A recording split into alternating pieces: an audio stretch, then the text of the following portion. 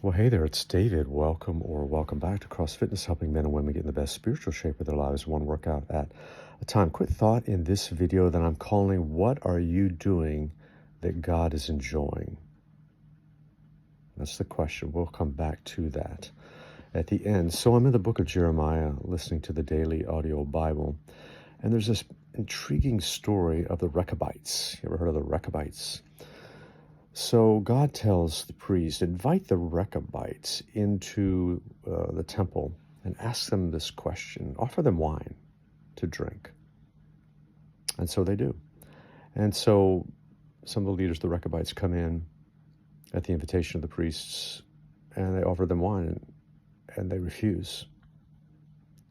And when asked, why are you refusing to drink wine, which is a cultural, customary thing, they said, well, our ancestor Jonadab, son of Rechab, told us never drink wine and never live in tents, as a matter of fact.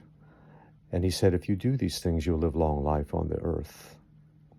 And so we have never, our wives, our children, our grandchildren, we don't drink wine simply because our ancestor Jonadab told us not to. And can you imagine, a grandson asking his grandpa, why don't we drink wine? Everybody else does in our family at the feasts and gatherings. He said, well, son, our great-grandfather Jonadab said not to. And he said, if we didn't do that or live in tents, but we're mobile people, or not build houses, but live in tents, sorry about that we would be mobile and be able to follow the Lord, and we would have long life on the earth. Have you noticed that everyone in our family has a long life? They grow old? Yeah. Well, it's because we obey what Jonadab said, and that's why we live in tents and we don't drink wine. Oh, okay. See, so, and then God, through the priest, through Jeremiah, says, why can't my people be like the descendants of Jonadab? It's like God is lamenting. Why can't they obey me? Here we have a family that won't drink wine and they live in tents simply because their ancestor Jonadab said to do so.